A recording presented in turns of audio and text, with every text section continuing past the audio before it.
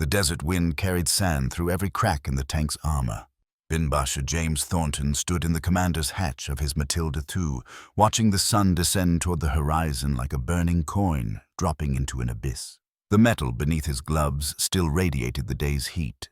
Around him, 47 other tanks sat in defensive positions along the Tobruk perimeter, their crews performing evening maintenance routines that had become ritual. Thornton had been in North Africa for 8 months, long enough to know the rhythm of siege warfare, long enough to understand that Rommel's Afrika Korps wasn't going to break through these defenses with conventional assault, long enough to stop flinching at the distant thunder of artillery exchanges that punctuated every sunset. The radio crackled. Sergeant Davies climbed up beside him with a message slip, his face unreadable in the fading light. "Sir, priority signal from division." Thornton took the paper. His eyes moved across the words once, then again. The temperature seemed to drop despite the lingering heat. Operation Hammerfall execute, 0500 hours, 15th April. Full armored, thrust grid reference, 847223, acknowledge. He looked at his watch. April 14th, 1847 hours. "That's tomorrow morning," Davies said quietly. 10 hours from now. Thornton's mind raced through the briefings, the planning sessions, the endless discussions about Operation Hammerfall, the coordinated breakout from Tobruk, the thrust toward Derna. Every officer in the garrison knew the plan. They'd rehearsed it, debated it, refined it over weeks of preparation. The operation was scheduled for April the 16th, not April 15th. 48 hours made the difference between a coordinated offensive with artillery support, air cover, and infantry consolidation, and 48 tanks charging alone into prepared German positions. "Check the encryption," Thornton said. "Verify the authentication codes." Davies had already done it. "All correct, sir. It's genuine division cipher. Today's codes." Thornton climbed down from the tank. His boots hit the sand with a soft crunch that seemed too loud in the sudden silence of his thoughts. Around the lager, men were brewing tea, writing letters, cleaning weapons. Normal evening activities. None of them knew that in 10 hours they might be ordered to their deaths. He walked to his command tent. Lieutenant Morrison was bent over the operations map, plotting defensive artillery coordinates. Young, eager, competent. He'd joined them 6 weeks ago, fresh from Cairo with textbook tactics and untested nerves. "Morrison, pull the Hammerfall file." The lieutenant retrieved the folder. Thornton spread the operation order across the table. There it was, in black ink, signed by the divisional commander himself. Execute. Date, 16th April 1941, 0500 hours. "Sir?" Morrison had seen it too. "We just received execute orders for tomorrow, the 15th. Morrison's face went pale. That's 24 hours. Early. The artillery preparation doesn't start until—" "I know when it starts." Thornton stared at the map. Grid reference 847-223 sat 8 kilometers beyond the perimeter. The ground between here and there was open desert, perfect killing ground for German 88mm guns. Intelligence reported at least 2 panzer companies in that sector, supported by anti-tank positions and infantry with the latest anti-armor weapons. With proper preparation, Hammerfall could work. Artillery would suppress the German guns, RAF Hurricanes would strafe their positions, infantry would secure flanks. Then the armor would punch through, exploiting the gap before the enemy could respond. Without that preparation, it was suicide. "Try to raise division," Thornton ordered. "I need confirmation." Morrison reached for the radio set. Static filled the tent. He adjusted frequencies, checked connections, transmitted on the emergency channel. Nothing but atmospheric noise and the distant pop of jamming interference. "German radio discipline has been tight all day," Morrison said. "They might be preparing for something. Could be affecting our signals, too." Or someone was making sure Thornton couldn't ask questions. The thought arrived unbidden, unwelcome. Thornton pushed it away, but it clung to his mind like desert sand in engine oil. He'd been a soldier for 16 years. He'd learned to follow orders, to trust the chain of command, to believe that someone higher up saw the bigger picture. That faith was the foundation of everything, but 48 tanks, 480 men, 10 hours. Keep trying, he said. Every 15 minutes until we get through. He stepped outside. The sun had set now, leaving only a purple bruise across the western sky. Sergeant Davies approached with mugs of tea, the unofficial signal that the day's command decisions were done. Except tonight, the biggest decision still loomed. The men are asking about tomorrow's orders, sir, Davies said carefully. He was regular army, 15 years in, a veteran of India and Palestine. He'd seen enough warfare to read trouble in an officer's face. No orders yet, Thornton said. Davies nodded slowly. They both knew that wasn't quite true. Thornton drank his tea and watched the stars emerge. In England, he'd grown up learning their names from his father, a merchant captain who'd navigated by celestial reckoning. Out here, the same stars looked different, harder, less forgiving. Navigation tools in a landscape that wanted you dead. A flare arced up from the German lines, 3 kilometers away. It hung in the darkness like a tiny sun, casting stark shadows across the desert before falling into blackness. A reminder that the enemy was always watching, always waiting. At 2100 hours, Thornton gathered his troop commanders. 6 officers crowded into the command tent, their faces showing the wear of siege conditions. Captain Williams, whose tank crew had knocked out 2 panzers last week. Lieutenant Harris, barely 23, who still wrote daily letters to his fiancée in Surrey. Captain Price, a pre-war regular who'd served with distinction in France before Dunkirk. Thornton laid out the situation without embellishment. The early execute order, the communications failure, the 24-hour discrepancy. Silence followed his words. Could be a German deception, Williams said finally. False signals to draw us out. Authentication codes were correct, Morrison countered. Current day's cipher. They'd need to have broken today's encryption and composed a perfect message in military format. Or someone at division made an error, Harris suggested. Typed the wrong date. Simple mistake. Thornton had considered that. A clerk's error. A typographical slip. It was possible. But operation orders went through multiple checks precisely to prevent such mistakes. And the timing felt wrong. Too convenient. Too catastrophic in its potential consequences. What does your instinct say, sir? Price asked quietly. The older captain's eyes were steady, professional. He was asking what Thornton didn't want to face. My instinct says something is wrong, Thornton admitted. But I can't prove it, and I can't ignore a valid execute order just because it doesn't feel right. If we go at 0500 tomorrow without support, Williams said carefully, we'll be destroyed. The Germans will cut us apart before we get halfway to the objective. If we don't go, Morrison said, and it's a legitimate order for a time-sensitive opportunity, we'll have failed in our duty. Disobeyed a direct command during a combat operations. The tent fell silent again. Outside, someone laughed at a joke, the sound incongruous against the weight of the decision being discussed. I want a reconnaissance, Thornton said. 2 tanks, experienced crews, move out at midnight. Advance to within observation range of grid 847223. Radio back what they see. German strength, positioning, any indication they're preparing for attack or withdrawal. That's dangerous, sir, Davies said. Night movement in front of our own lines, enemy territory, limited visibility. I know. That's why I'm asking for volunteers, not ordering it. Williams stepped forward immediately. My crew, sir, we've done night patrols before. Harris raised his hand. I'll take second tank. Thornton nodded. Radio silence unless you see something critical. Back by 400 hours. If you're not back by then. He didn't finish the sentence. They all knew what it meant. The officers dispersed to prepare their tanks. Thornton remained in the tent with Davies, staring at the map as if it might reveal secrets hidden between the contour lines. There's another possibility, Davies said quietly. One no one wants to say. What's that? Someone wants this unit destroyed. Deliberately. Thornton had been trying not to think it.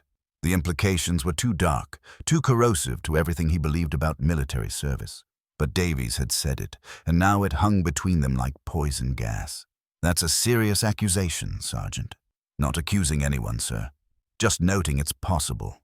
Political rivalries, someone covering up a previous mistake, resources being diverted. Wars have shadows, same as anything else. Thornton thought about the officers he'd met at division headquarters. Ambitious men, mostly. Career soldiers navigating between military necessity and political reality. Churchill demanding victories. The newspapers hungry for good news. Commanders caught between impossible orders and inadequate resources. Could one of them sacrifice a tank unit to serve some larger purpose, to cover a planning failure, to eliminate an officer who'd witnessed something inconvenient? He wanted to reject the idea entirely. But he'd seen enough of military bureaucracy to know it wasn't impossible. At midnight, Williams and Harris moved out. Their tanks crept forward into darkness, engines throttled low, running without lights. Thornton watched them disappear beyond the perimeter wire. Two metal shadows swallowed by the greater shadow of the desert night. He tried the radio again. Still nothing but static. Morrison had sent a runner to brigade headquarters 3 kilometers to the rear. No response yet. The communications blackout was complete, too thorough to be entirely accidental. Thornton walked among his tanks. The crews were sleeping now, or trying to. Some played cards by shielded torches. Others maintained weapons with the methodical calm of men who'd learned that staying busy kept fear manageable. They trusted him, believed he would lead them correctly, make the right decisions, bring them through whatever came next. That trust felt heavier than the tank armor.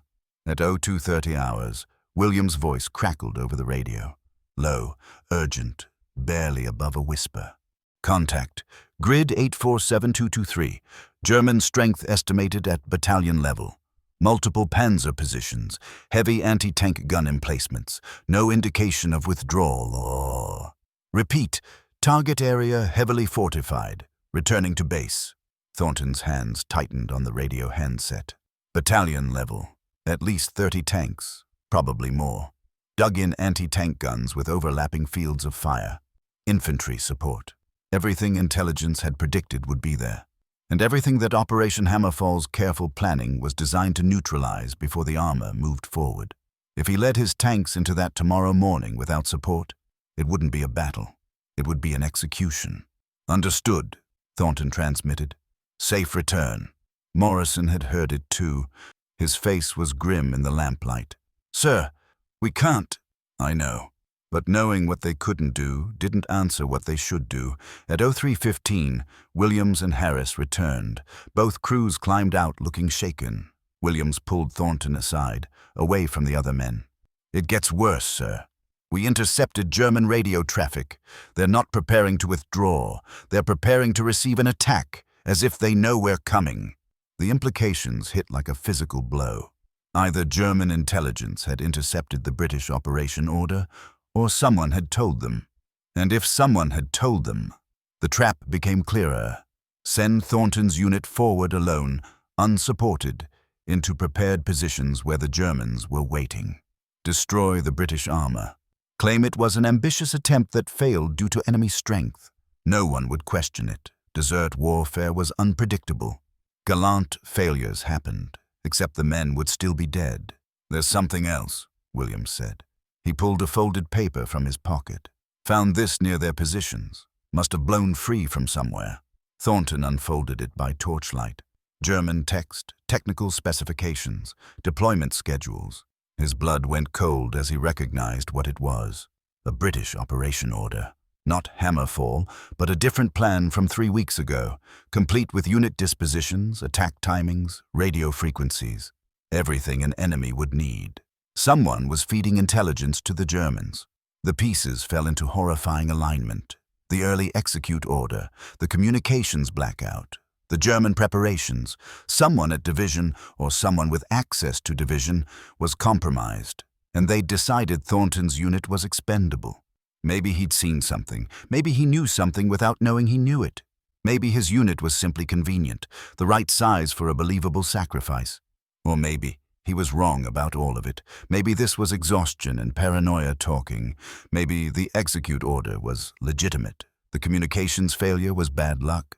The German preparations were coincidental, and the captured document was from a previous engagement. Maybe. But 480 lives depended on which maybe was true. At 0400 hours, the runner returned from brigade. No message. The brigade major had apparently gone to bed and left orders not to be disturbed. Routine night. Nothing urgent. Routine. Thornton stood in his command tent, staring at the message slip that had started everything. In 1 hour, he was supposed to give the order to move out. 48 tanks, 480 men, straight into German guns that were waiting for them. Morrison entered quietly. "Sir, the men are awake. They're preparing the tanks. They're waiting for your orders." "I know. What are you going to tell them?" That was the question. The only question that mattered now. If he followed the order, his men would die. He was certain of it. The evidence wasn't conclusive, but it was compelling. The Germans were ready. The support wasn't coming. It was a death sentence dressed in military formality. If he refused the order, he would face court-martial. Disobedience in combat, cowardice in the face of the enemy. They wouldn't accept his suspicions as justification. They'd destroy his career, probably imprison him. His name would be synonymous with failure, with the officer who lost his nerve at the critical moment, but his men would live. Davies appeared in the doorway. "Sir, tank commanders assembled, waiting on your word." Thornton looked at the old sergeant. "What would you do, Davies?" "Not my decision to make, sir." "I'm asking anyway." Davies was quiet for a long moment. "I've served under 12 officers, sir. Most of them were decent men trying to do their duty. But I remember 2 who were different. 2 who understood that duty isn't about following orders. It's about doing what's right, even when it costs you everything." He paused. "I'd follow you, sir. Whatever you decide." Thornton nodded slowly. He thought about his father, navigating by stars, about Morrison, so young and eager, about Williams and Harris, who'd volunteered for the night reconnaissance without hesitation, about 480 men who trusted him to make the right choice. He thought about the military career he'd built over 16 years. The promotions earned, the respect gained, the future he'd imagined. All of it would end the moment he defied this order. But careers were replaceable.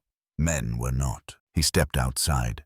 The eastern sky was beginning to lighten, that first hint of dawn that turned the desert from black to gray.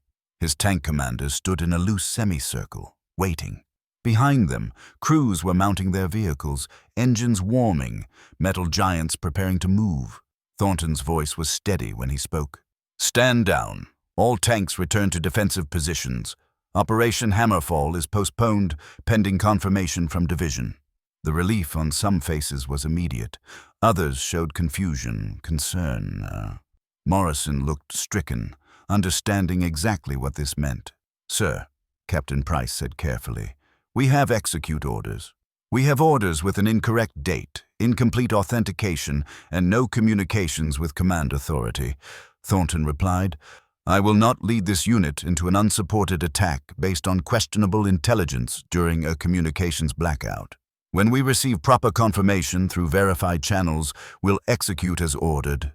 It sounded reasonable, almost legitimate, the kind of decision a cautious officer might make. It was also career suicide, and everyone knew it. "Sergeant Davies, establish a defensive perimeter. All crews on alert status. Morrison, keep trying division. Williams, I want continuous reconnaissance on German positions. If they move, I want to know immediately." The officers dispersed. Some looked relieved, some looked worried. All of them moved to follow orders, because that's what soldiers did. Thornton returned to his tent. His hands were shaking now, the adrenaline of the decision finally hitting him. He'd done it, refused a combat order, committed an act that would end everything he'd worked for, but his men were alive. The sun rose over Tobruk. The siege continued. German artillery began its daily harassment fire. British positions responded. The rhythm of warfare resumed, unchanged by one officer's decision in the darkness before dawn. At 0900 hours, the radio crackled to life. Division frequency. Clear signal. All units. Operation Hammerfall postponed. Repeat. Hammerfall postponed. Execute date now confirmed. 16th April, 0500 hours. Previous message sent in error due to cipher malfunction. Acknowledge. Morrison turned to stare at Thornton. Around the command tent, officers froze. Cipher malfunction. Not a trap, not sabotage. Not a deliberate sacrifice, just a mistake.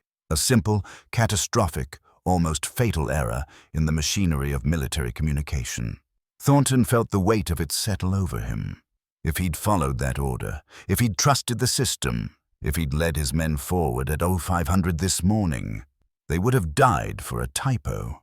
480 men killed by administrative error. "Acknowledge receipt," he told Morrison quietly, but his hands were still shaking. What happened next became legend in the regiment, though the official records say little. Thornton received a quiet reprimand for excessive caution that somehow never appeared in his permanent file. The investigation into the cipher malfunction concluded it was human error at the encryption level, an exhausted signals officer transposing dates under stress. No one was disciplined. The incident was classified as a near miss, filed away, forgotten. Operation Hammerfall executed as planned on April the 16th. With proper support, it was successful. Thornton's tanks broke through German lines, advanced 12 kilometers, achieved their objectives. 3 tanks lost, 21 men killed. Acceptable casualties for a successful operation. Acceptable because 459 others survived. Thornton never spoke about his decision that night, never claimed credit, never sought recognition. He continued serving until 1945, earned 2 more promotions, survived the war. Retired as a colonel, lived quietly in Hampshire, rarely discussed his service. But the men who were there remembered.